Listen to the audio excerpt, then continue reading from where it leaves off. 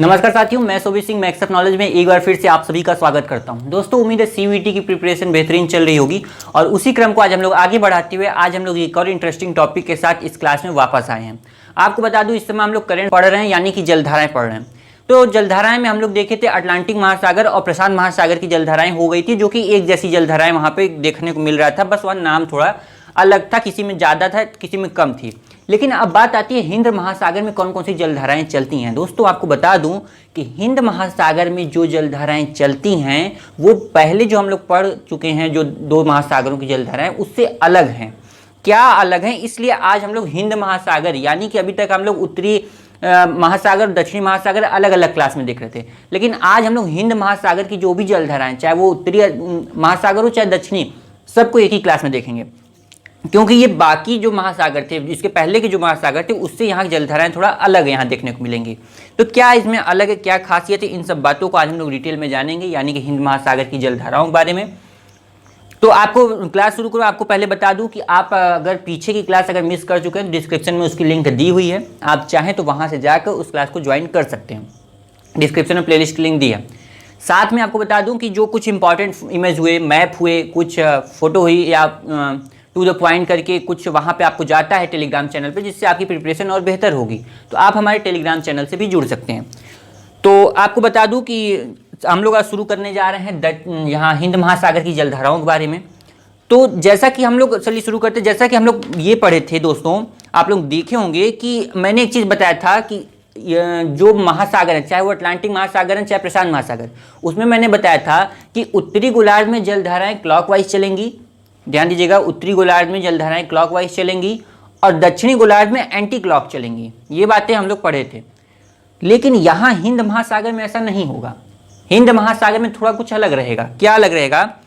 हिंद महासागर में दक्षिणी जो हिंद महासागर है वहां पे तो वही पुराना वाला नियम लगेगा, यानी कि दक्षिणी गोलार्ध में आपका एंटी क्लॉक चलेगा। लेकिन उत्तरी गोलार्ध में, यानी कि उत्तरी महासागर में जो हिंद महासागर है, उसमें ऐसा नहीं देखने को मिलेगा। क्यों नहीं देखने को मिलेगा? क्योंकि यहां पर आप देखिए कुछ अलग तरह की आकृति देखने को मिल रही है।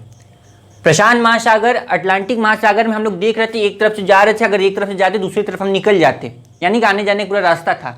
यहाँ पर उत्तरी जो महासागर है ये बंद है एक तरह से, इस वजह से इसे आंशिक बंद महासागर भी बोला जाता है, किसे? हिंद महासागर में को। यहाँ देखिए एक तरफ से मतलब ये पूरा ढका है, बंद है, यहाँ आगे हमें जाने का कोई रास्ता नहीं है। अटलांटिक महासागर में क्या देखते थे, नीचे से अगर शुरू करते थे तो ऊपर तक हम चले जाते थे। प्रशांत महासागर में भी ऐसा देखने को मिलता था, लेकिन यहाँ हिंद महासागर में ऐसा देखने को नहीं मिलेगा। साथ में यहाँ पे जो जलधाराएं चलेंगी वो मानसून के हिसाब से चलेंगी। तो हमें पता है कि भारत में मानसून कब आता है और कब कौन सा मानसून आता है, किधर से आता है। तो उन्हीं मानसून पवनों की वजह से यहाँ पर जलधाराएं क्या होंगी, बाकी जो महासागर की जलधाराएं थी उनसे अलग रहेंगी। तो एक बार फिर से आपको यहाँ पे मैं बता दूं कि जैसा कि मैंने बताया था, उत्तरी गोलार्ध में जो वो रहेंगी जलधाराएं क्लॉकवाइज चल रही थी और दक्षिणी गोलार्ध में एंटी क्लॉक। तो यहाँ जो है दक्षिणी महासागर में तो ये वाला नियम लगेगा, लेकिन उत्तर वाले में ये वाला नहीं लगेगा। कैसे? चलिए पहले शुरू कर देते हैं। हर बार हम लोग उत्तरी गोलार्ध से शुरू करते थे, लेकिन आज दक्षिणी गोलार्ध से शुरू कर रहे हैं। और आज एक और बात आपको बता दूं, आज मैं केवल एक ही कलर का यूज करूंगा, क्योंकि आज जो मैं बनाऊंगा फिर उसे एक बार बताने के बाद फिर मिटाना पड़ेगा, तो आपको कंफ्यूजन ना हो, इसलिए केवल एक ही बताऊंगा। और आपको जैसा पता है विषुवत रेखा के पास जो जलधाराएं हैं वो गर्म रहेंगी, ये बात तो हमेशा रहेगी। ये हर महासागर में जो विषुवत रेखा के पास जलधारा रहेगी वो थोड़ा क्या रहेगी, गर्म रहेगी। तो चलिए शुरू करते हैं। यहाँ पे विषुवत रेखी जलधारा पहले शुरू करेंगे, दक्षिणी महासागर से शुरू कर रहे हैं। तो यहाँ पर हर बार हम लोग क्या देखते थे, हम लोग जो दक्षिणी विषुवत रेखी जलधारा देखते थे तो हम विषुवत रेखा के पास से बनाते थे। लेकिन ये जलधारा जो रहेगी थोड़ा नीचे से रहेगी। आप कह सकते हैं लगभग 10 या 20 डिग्री के आसपास ये जलधाराएं चलेंगी। यानी कि अभी तक हम लोग क्या कर 0 डिग्री के आसपास एकदम बनाते थे, अब हम लोग थोड़ा 10 या 20 डिग्री के आसपास ये जलधाराएं बनाएंगे। तो यहाँ देखिए ये जलधारा जो चलेगी कौन सी है, ये वाली कौन सी है, ये हमारी है दक्षिणी विषुवत रेखी जलधारा। ये जो जलधारा चलेगी ये हमारी रहेगी दक्षिणी विषुवत रेखी जलधारा। ये तो मतलब जैसा और महासागरों में रहता था इस तरह से पहले चलती हैं व्यापारिक पवनों के कारण। यहाँ पर बस ये अंतर रहेगा, ये थोड़ा दूर रहेगी विषुवत रेखा से, यहाँ हिंद महासागर में ये थोड़ा दूर रहेगी। ये ईस्ट टू वेस्ट की तरफ चली, ये भी गर्म जलधारा है। आगे जब ये पहुंची तो यहाँ मेडागास्कर, आप देखें मेडागास्कर से टकरा के 2 भागों में बढ़ जाएगी। एक जो जलधारा बनेगी यहाँ से ये आएगी मोजाम्बिक की जलधारा। कौन सी जलधारा है ये इसे बोलेंगे मोजाम्बिक की जलधारा। ये आपकी मोजाम्बिक की जलधारा जो मेडागास्कर के इस साइड से जा रही है, यानी मेडागास्कर और अफ्रीका महाद्वीप के बीच से जो जलधारा जाएगी वो क्या रहेगी, मोजाम्बिक की जलधारा। एक जलधारा मेडागास्कर के ईस्ट साइड से जाएगी, इसे बोलेंगे मेडागास्कर की जलधारा। क्या बोलेंगे, इसे बोलेंगे मेडागास्कर की जलधारा। ये दोनों देखिए अभी तक क्या है, ये जलधाराएं क्या है, गर्म है, ठीक है, ये क्या है, गर्म जलधाराएं। फिर आगे जाकर ये जलधाराएं क्या होंगी, आगे जाकर मिल जाएंगी, ये एक ही मिल जाएंगी, ये दोनों जलधाराएं एक ही मिल जाएंगी। तो यहां ये वाली क्या है, ये है हमारी दक्षिणी, सॉरी यहां लिख रहा हूं नीचे, ठीक है, ये क्या है हमारी दक्षिणी विषुवतरेखी जलधारा है, ये किसकी, हिंद महासागर की है। और आगे ये क्या थी हमारी, ये क्या है, मोजाम्बिक की जलधारा, मोजाम्बिक करंट है ये, जो ये साइड से जा रही है। और ये क्या है, मेडागास्कर है, मेडागास्कर, ये मेडागास्कर की जलधारा। जब मोजाम्बिक की जलधारा और मेडागास्कर की जलधारा जो कि गर्म जलधारा हैं, ये आगे बढ़ेंगी तो आगे जाके ये एक दूसरे से मिल जाएंगी, जिसे बोलेंगे अगुलहास की जलधारा। क्या बोलेंगे, अगुलहास की जलधारा। ये भी ध्यान दीजिएगा, ये भी क्या है, गर्म जलधारा है। तो ये वाली कौन सी है, अगुलहास की जलधारा है। इसका कुछ जल क्या होता है, आगे जाता है अटलांटिक महासागर में, लेकिन ज्यादातर भाग इधर ही रह जाता है। तो एक बार फिर से देखिए, दक्षिण थोड़ा सा विषुवत रेखा को छोड़कर दक्षिण हिंद महासागर पड़ रहे हैं, तो यहाँ पर जो जलधाराएं चलेंगी, दक्षिणी विषुवत जलधारा थोड़ा दूर चलेंगी। ये क्या हो रही है, ईस्ट से वेस्ट की तरफ चल रही है, ये भी गर्म जलधारा है। आगे जब मेडागास्कर से टकरा के दो भागों में बढ़ जा रही है, एक मोजाम्बिक की जलधारा, एक मेडागास्कर की जलधारा, ये दोनों भी गर्म जलधाराएं हैं। ये जलधाराएं आगे जाकर फिर एक हो जाती हैं, जिसे बोलेंगे अगुलहास की जलधारा। ये भी क्या है, गर्म जलधारा है। अब हमें पता है, जैसा कि और महासागरों में हम लोग पढ़े थे कि हमें क्या मिल जाता है, अब यहाँ आगे जाएंगे लगभग 40-45 डिग्री के आसपास जाएंगे तो हमें वहाँ पे पछुआ पौने मिल जाती हैं। और जब पछुआ यानी कि वेस्टर्लीज की वजह से वहाँ पे जो क्या हो रही जलधाराओं की दिशा बदल जा रही हैं, और जब उनकी दिशा बदल जाएगी तो उसे हम ड्रिफ्ट बोलेंगे। तो यहाँ भी ड्रिफ्ट बन जाएगी, तो इसे ये वाली जो जलधाराएँ रहेगी ये क्या होगी, आगे की तरफ ऐसे बढ़ जाएगी, तो इसे हम बोलेंगे कि ये क्या है, ड्रिफ्ट है। ये क्या है, ड्रिफ्ट है, ये प्रवाह है। इसे बोलेंगे दक्षिणी हिंद महासागर प्रवाह या दक्षिणी हिंद प्रवाह, ठीक है। ये क्या है, प्रवाह है, ध्यान दीजिएगा, ये प्रवाह है जो कि वेस्टर्ली विंड की वजह से, और ये बहुत तीव्र गति से आगे चलती है। और ये ठंडी जलधारा, ये एक चीज ध्यान दीजिएगा, ये ठंडी जलधारा है, इसका नाम मैं यहाँ लिख दे रहा हूँ, क्या है, ये दक्षिणी हिंद प्रवाह। और ये क्या है, ठंडी जलधारा है, ध्यान दीजिएगा, ये ठंडी जलधारा है। यहाँ से यहाँ तक कि क्या ठंडी जलधारा है, ये बहुत तीव्र गति से चलती है। जैसा कि मैंने बताया था कि इसमें क्या होता है, पछुआ पौने भी हैं, और दूसरा ये कारण ये है कि यहाँ पर कोई रुकावट बाधा नहीं उत्पन्न होती ज़्यादा, जिस वजह से ये बहुत तीव्र गति से आगे बढ़ती हैं और बहुत ठंडी होती हैं। यही जलधारा जो आगे जब जाएगी तो दक्षिणी हिंद प्रवाह यानी कि और आगे जाएगी तो ऑस्ट्रेलिया के पश्चिमी तट से टकराएगी, और यहाँ से जब टकरा के ये क्या होगा, कुछ भाग इसका ऊपर उठ जाएगा, तो ये बोलेंगे, इसे बोलेंगे पश्चिमी ऑस्ट्रेलियन की जलधारा।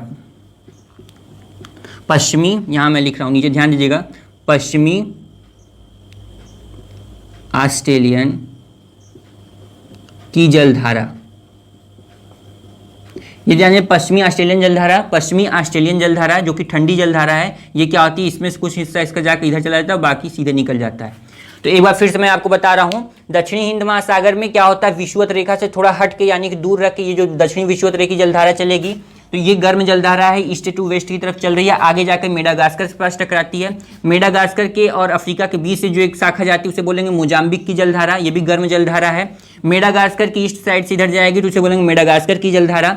ये आगे जाकर ये दोनों जलधाराएं एक में मिल जाती हैं, जिसे बोलेंगे अगुलहास की जलधारा। ये अगुलहास की जलधारा फिर आगे देखा जाता है, यहाँ पे वेस्टर्लीज विंड चल रही हैं, और वेस्टर्लीज विंड की वजह से ये क्या हो रही है, ईस्ट की तरफ मुड़ जा रही हैं, जो कि ठंडी जलधारा है, बहुत तीव्र गति से चलती हैं, जिसे बोलेंगे दक्षिणी हिंद प्रवाह या ड्रिफ्ट आप बोलते हैं। ये आगे जाके जब ऑस्ट्रेलिया के यहाँ तट से टकराएगी तो यहाँ पे कुछ भाग इसका ऊपर मुड़ जाता है, जिसे बोलेंगे पश्चिमी ऑस्ट्रेलिया की जलधारा, ऑस्ट्रेलियन तट या पश्चिमी ऑस्ट्रेलियन तट की जलधारा बोलेंगे। ये ऊपर जाएगी, ये भी क्या है, ठंडी जलधारा है। फिर जाके ये एक तरह से देखेंगे सर्कल बन जा रहा है, ये देखिए कैसा बन रहा है, यहाँ पर ये एंटी क्लॉक बन रहा है, यानी कि ये वाला तो नियम फॉलो कर रहा है, लेकिन उत्तरी गोलार्ध में जब हम लोग पढ़ेंगे तो ये नियम फॉलो नहीं करेगा। तो अब हम लोग उत्तरी गोलार्ध में यानी कि उत्तरी हिंद महासागर की जलधाराओं के बारे में पढ़ने जा रहे हैं। ध्यान दीजिएगा, ये थोड़ा बाकी जलधाराओं से, बाकी महासागरों से यहाँ अलग रहेगा। तो चलिए शुरू करते हैं। तो दोस्तों हम लोग उत्तरी हिंद महासागर की जलधाराओं के बारे में देखने जा रहे हैं। तो आपको बता दूं, उत्तरी हिंद महासागर की जलधाराएं जो हम लोग पिछले महासागर की जो जलधाराएं पढ़े थे, यानी कि उत्तरी अटलांटिक महासागर या उत्तरी प्रशांत महासागर की बात करें, तो वहाँ पर जो जलधाराएं थी क्लॉकवाइज चल रही थी, और वही हम लोग जानते थे कि उत्तरी गोलार्ध में ऐसे चलेंगी। तो यानी कि हिंद महासागर, लेकिन आपको बता दूं ये उतना विकसित नहीं है, और यहाँ पर मानसून जो पवनें होती हैं उसकी वजह से वो वाला नियम लागू नहीं होता, जैसा कि मैंने बताया था कि क्लॉकवाइज चलेंगी उत्तरी गोलार्ध में। तो यहाँ पर वो नियम लागू नहीं होगा। यहाँ मानसून पवनों की वजह से क्या हो रहा है, ठंड के मौसम में दूसरे डायरेक्शन में चलेंगी और गर्मी के मौसम में दूसरे डायरेक्शन में चलेंगी। यानी कि शीतकालीन जो समय रहेगा, शीतकालीन में वो दूसरी डायरेक्शन में चलेंगी और ग्रीष्मकालीन में दूसरी डायरेक्शन में चलेंगी। तो कब कब चलेंगी ये आपको बता दूं। एक तो आपको बता दूं कि ठंड के मौसम में क्या रहेंगी, ये एंटी क्लॉक चलेंगी, और ग्रीष्म काल में क्या रहेंगी, यानी कि गर्मी के मौसम में आप कह सकते हैं ये क्या रहेंगी, ये क्लॉकवाइज चलेंगी। ये चीज़ आप ध्यान दीजिएगा, अभी इसका हमें काम लगेगा। तो ठंड के मौसम में क्या हो रही है, एंटी क्लॉक चलेंगी उत्तरी, खास करके मैं केवल उत्तरी हिंद महासागर की बात कर रहा हूँ। बाकी हिंद महासागर में बस बाकी वही पुराना वाला ही सब रहेगा, जैसे पुराने हर महासागर में ऐसा रह रहा था। तो यहाँ पर आप शुरू करते हैं। अगर हम बात करें ठंड की, यहाँ पर एक चीज़ आप देखिएगा, हम लोग अटलांटिक महासागर जब पढ़े थे तो वहाँ पे उसकी यस जैसी आकृति थी, लेकिन इसका यहाँ पे हिंद महासागर में कुछ एम जैसी आकृति देखने को मिल रही है। कैसी आकृति मिल रही है, एम। और ये महासागर कैसा है, आंशिक बंद महासागर इस वजह से इसे बोलते हैं, क्योंकि यहाँ पर आर पार हम नहीं जा सकते, जैसा कि प्रशांत महासागर और अटलांटिक महासागर में हम इस पार से उस पार जा सकते थे। यहाँ पे बंद थी, इस वजह से इसे आंशिक बंद महासागर बोलेंगे। हिंद महासागर का जो दक्षिणी हिंद महासागर है वो थोड़ा ज़्यादा विस्तृत है, उत्तरी हिंद महासागर थोड़ा कम विस्तृत है, छोटे में है। तो यहाँ पर हम शुरू करने जा रहे हैं उत्तरी हिंद महासागर की जलधाराओं के बारे में।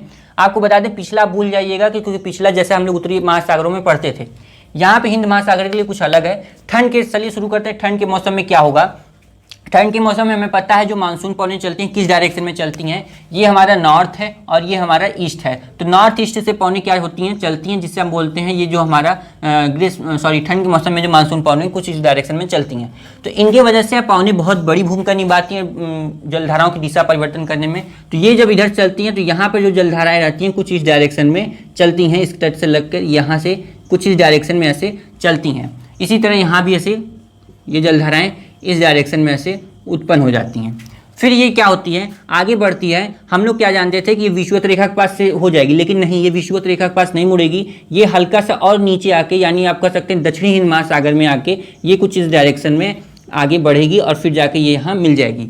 आप लोग अभी मैंने बताया कि जो दक्षिणी हिंद महासागर है वहाँ पे जो विषुवत रेखी जलधारा है, विषुवत रेखा को थोड़ा छोड़ के नीचे चलती है, यानी कि आप देखे थे 10 या 20 डिग्री के आसपास पे वो चलती हैं। हालांकि मेडागास्कर से आके टकराएगी, तो आप ये समझिए कि थोड़ा विषुवत रेखा से नीचे रहेगी। ये जो जलधारा चलेगी इसे बोलेंगे उत्तर पूर्व मानसून प्रवाह। तो ये जो उत्तर पूर्व जो पवनें थी, मानसून पवनें थी, उनकी वजह से ये जलधाराएं क्या हो रही हैं, इस एंटी क्लॉक चल रही हैं। तो जब भी आपसे कोई पूछे तो जो ठंड के मौसम में जो जलधाराएं हिंद महासागर यानी कि उत्तरी हिंद महासागर में ठंड के मौसम में क्यों जलधाराएं क्या हो रही हैं, एंटी क्लॉक क्यों चलती हैं, तो आप बताएंगे सीधी बात कि सुनिए महाशय, ये जो जलधाराएं होती हैं उत्तर पूर्व मानसून पवनों के कारण ये अपनी दिशा बदल देती हैं और ये एंटी क्लॉक चलने लगती हैं। कहाँ पर, नॉर्थ इंडियन ओशियन जो है, यानी कि उत्तरी हिंद महासागर में। बस अंतर क्या रहेगा, यहाँ पे जो विषुवत रेखी जलधारा रहेगी ये और नीचे आ जाएगी, और कहते हैं विषुवत रेखी जलधारा, लेकिन ये और नीचे आ जाएगी, यानी कि उत्तरी विषुवत रेखी जलधारा नहीं रहेगी। जहाँ पे उत्तरी विषुवत रेखी जलधारा यहाँ पे रहती थी, अब ये थोड़ा और नीचे रह जाएगी। तो इसे बोलेंगे प्रति विषुवत रेखी जलधारा। ये आपकी ये जो नीचे वाली है ये आप हम लोग अभी पढ़े हैं, दक्षिणी विषुवत रेखी जलधारा है, यानी कि विषुवत रेखा से और नीचे रहेगी, ये वहां पर नहीं पाई जाएगी, लेकिन बोलेंगे प्रति विषुवत रेखी जलधारा। तो ये उल्टा जा रही है और फिर ऐसे जा रही है, यानी कि एंटी क्लॉक चलेगी। और ये वाली जो जलधाराएं हैं इसे बोलेंगे उत्तर पूर्व मानसून प्रवाह, जो कि उत्तर पूर्व मानसूनी पवनों के कारण उत्पन्न हो रही है और ये एंटी क्लॉक चलती है। और ध्यान दीजिएगा ये शीतकाल में है। अब बात करते हैं ग्रीष्म काल में क्या होगा। ग्रीष्म काल में इसका अपोजिट हो जाएगा, मैं इसे मिटा रहा हूँ, क्योंकि ग्रीष्म काल में क्या होता है, ये जो उत्तर पूर्व मानसून पवनें थी ये अब नहीं रहती हैं, वो अब दूसरी डायरेक्शन में हो जाती है, इसका अपोजिट पवनें चलने लगती हैं, जिसके वजह से हम कहते हैं कि मानसून का आगमन होता है भारत में। तो उन पवनों की वजह से क्या होती हैं, ये जो जलधाराएं होती हैं क्लॉकवाइज चलने लगेंगी अब। तो यहाँ पर एक चीज़ ध्यान दीजिएगा, जो हमारा ये है हिंद महासागर, उत्तरी हिंद महासागर, इसमें क्या हो रही है, जलधाराएं जो हैं मानसून पवनों के कारण जो है अपनी दिशा परिवर्तित करेंगी। और क्यों करेंगी, सबसे यही बड़ा रीज़न है, यही आप मेन बताइएगा कि कोई अगर आपसे पूछता है ये पवनें अपनी दिशा क्यों बदलेंगी, तो आप कहेंगे मानसून पवनों के कारण। तो उन्हें अच्छे से आप समझाइएगा अगर जो आपसे कोई पूछता है कि मानसून पवनों के कारण ही वो होंगी।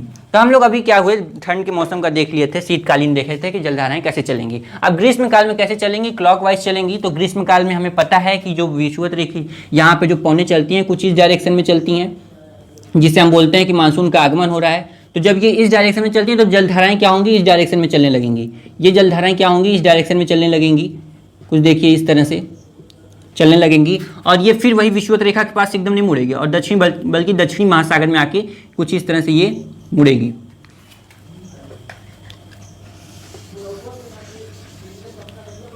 कुछ इस तरह आके ये मुड़ेंगी। जैसा कि हमें पता है जो दक्षिणी विषुवत रेखा की जलधारा वो थोड़ा नीचे है, थोड़ा और इसके ऊपर रहेगी ये जलधारा जो आ रही है। तो ये क्या बोलेंगे, इसे यहाँ पे हमें कौन सी पवनें चल रही हैं, इसे बोलेंगे दक्षिण पश्चिम मानसून प्रवाह, सॉरी दक्षिण पश्चिम, ये मानसून पवनें हैं, मानसून पवनें हैं ये। तो ये पवनें, इन पवनों की वजह से क्या होंगी, ये इस डायरेक्शन में मुड़ने लगेंगी, जिसकी वजह से बोलेंगे इसे दक्षिण पश्चिम मानसून प्रवाह।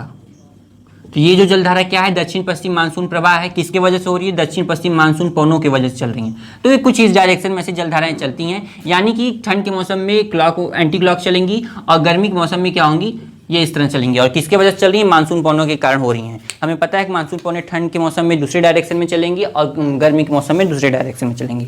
सो आई होप कि आप लोगों को ये बातें क्लियर हो गई कि कौन सी जलधारा कैसी चलेंगी उत्तरी हिंद महासागर में, और इसके पहले हम लोग दक्षिण हिंद महासागर में देखे हैं।